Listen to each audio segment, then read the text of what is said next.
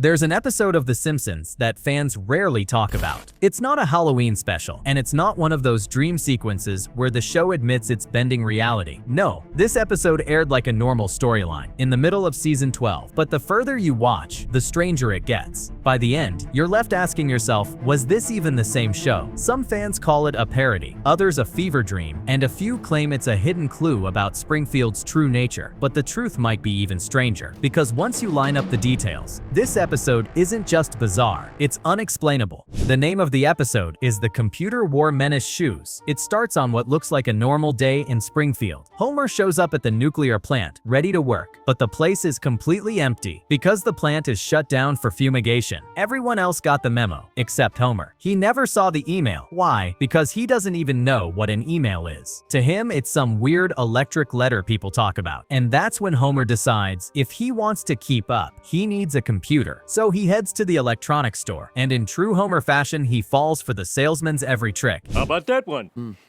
That technology is 3 months old. Only suckers buy out-of-date machines. You're not a sucker, are you, sir? Heavens, no! They brag that astronauts use it to do their taxes. Before Homer can even process what's happening, the salesman is literally running the deed to the Simpson house through a scanner, and Homer has just mortgaged away his future for the shiniest piece of technology in the store. Back home, Homer is giddy. He drags the massive machine through the streets like it's a new family member. He tells himself he'll never have to think again. The computer will do it all. His first command? Kill Flanders. Did I hear my name? My ears are burning. Good start. Now finish the job. Of course, the machine doesn't obey, and Homer is left muttering that $5,000 should buy a lot more than disappointment. Lisa, trying to help, sets everything up properly and shows Homer the basics. But instead of using it to learn, Homer does what Homer always does. He wastes hours on mindless distractions. He finds a dancing Jesus gif. Ooh, a dancing Jesus! He even clicks through bizarre crime confession pop-ups, nearly tricked into thinking the police are on their way to arrest him. But Lisa keeps pushing him. The internet isn't just toys, it's about sharing. If he wants people to actually visit his webpage, he needs content. Something original, something bold. That's when inspiration hits. Homer, frustrated about a pothole in front of his house, mutters about Mayor Quimby wasting taxpayer money. Bart tells him the pothole funds were used for a secret swimming pool. Get out. Who told you that? Nelson. That's the kind of dirt that belongs on my webpage. And suddenly, Homer has his first scoop. He types it up under a fake name, Mr. X, and launches it onto the web. At first, it's just one silly rumor. But when the townspeople actually investigate, they find the swimming pool is real. Quimby is exposed. The rumor was true. And just like that, Homer goes from nobody to internet celebrity. Now I know exactly how God feels. Do you want turkey sausage or ham? Bring me 2 of every animal. From there, it snowballs. As Mr. X, Homer exposes Wickham's dirty bagel scheme, burns his uranium deal, and half the town's shady little secrets. Springfield is hooked. The webpage is a sensation. Even the Pulitzer Committee gets involved, awarding Mr. X the prize for journalism. Unfortunately, we don't know who he is, so his cash award will be used to feed starving children. No! For the first time in his life, Homer has power. He's not just a bumbling dad anymore. He's the man who knows everything, and he loves it. But here's the catch. With every secret he uncovers, with every lie he posts, Homer is digging deeper into something he doesn't understand. At first, it feels like harmless fun, but the internet has a way of blurring fact and fiction. And when Homer runs out of real gossip and starts making things up, that's when the danger really begins. Because one of his fake stories turns out to be true, and that's when people stop laughing. For a while, Homer thrives as Mr. X. His webpage is the talk of Springfield. The townsfolk eat up every rumor, and for once in his life, people actually treat him like someone important. But fame is addictive, and when Homer runs out of real dirt to post, he refuses to stop. Instead, he makes a choice that changes everything. He starts making the news up. At first, the fabrications are so over the top, they feel harmless.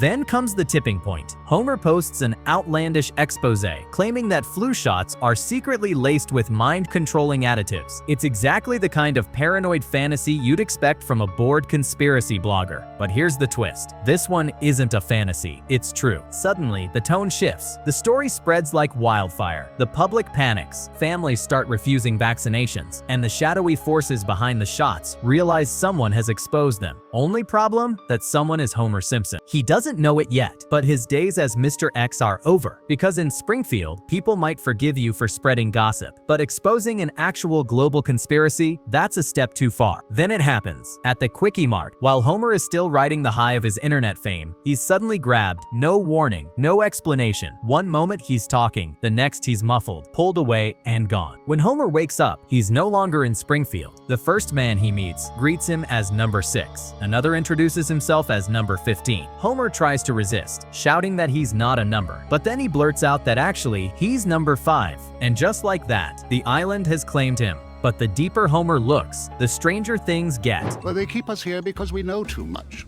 Number 27 there knows how to turn water into gasoline. Number 12 knows the deadly secret behind Tic Tacs. These aren't ordinary people. They're outcasts, eccentrics, and whistleblowers, all corralled in one bizarre paradise where no one ever leaves. When Homer demands answers, the guards stay silent. Even the tea he's offered is spiked, drugging him into obedience. And then the truth begins to surface. His website, his so-called bull plot, accidentally stumbled onto a real conspiracy. The flu shots in Springfield weren't medicine. They were laced with mind-controlling additives, timed perfectly before Christmas to drive people into endless shopping frenzies. It sounds absurd, but that's exactly why it works. Who would believe it? Homer's told plainly, he knows too much, and that means he can never go home. And just when he insists his family will never stop looking for him, the island delivers its cruelest twist yet. Because, as far as Marge and the kids are concerned, the people running the island have already thought of that. They don't need to keep him hidden forever. They just need to replace him. Cut to the Simpsons living room. The front door opens and Homer walks in. Marge, honey, Fraulein, I'm home. You're not my husband. Yeah, please forgive my unexplained 2-week absence. At first, he tries to explain away his 2-week absence with promises of dinner at a sensibly priced restaurant and efficient German snacks. It's funny on the surface, but unsettling underneath, because this isn't Homer at all. It's a clone. The fake Homer wears a new tie, speaks with odd phrasing, and seems almost like a parody of the man they know. Still, they go along with it, because what else can they do? The island's plan works. Springfield has its Homer back, and the real one is quietly erased. Meanwhile, the true Homer is still stuck on the island, drugged, humiliated, and desperate. Every time he tries to think of a way out, something stops him, and when he sees his replacement living in his house, the horror sets in. He isn't just trapped, he's been replaced in his own life. And that raises the most chilling question of all. If the island can swap out Homer this easily, who's to say it hasn't happened before? How many of Springfield's residents are the real versions, and how many are just copies sent back to keep everyone else quiet? Homer refuses to accept it though. He insists he'll escape. He insists the island can't break him. But what happens next proves just how wrong he is. By this point, Homer has been drugged, lied to, and humiliated. He's trapped in a surreal prison where everyone is reduced to numbers. But then, after what feels like forever, hope appears. Another prisoner pulls Homer aside and proudly shows him his secret project, a raft. But for this man, it's everything. His only chance at freedom after decades of waiting. You'd think this would be the dramatic team-up moment. But this is Homer Simpson. Without a second thought, he shoves the man aside, climbs onto the raft, and takes it for himself. All 33 years of planning, stolen in an instant.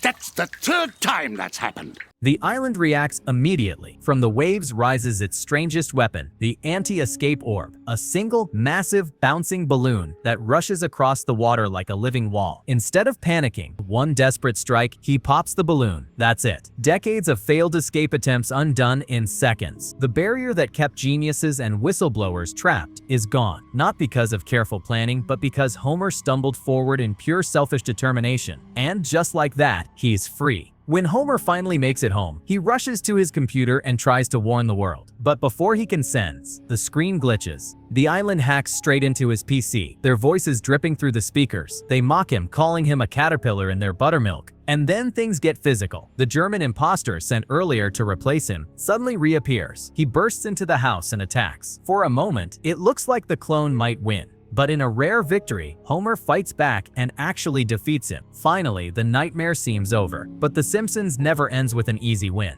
As the family gathers, relieved to have the real Homer back, the final twist hits. Santa's Little is a fake too. He releases a cloud of knockout gas that engulfs the room. The entire family is back on the island, sitting among the prisoners, drugged, dazed, and disturbingly cheerful. They smile and agree that life here isn't so bad. The island hasn't just won. It's claimed the whole Simpson family. So what really happened in the computer wore Menace shoes? Was it parody or proof that Springfield hides something far darker? One thing's for sure, this isn't just another goofy Simpsons episode. It's one that leaves you questioning who's real, who's fake, and whether the family ever escaped at all. But if you think this episode is weird, hold on because there's plenty more on my channel.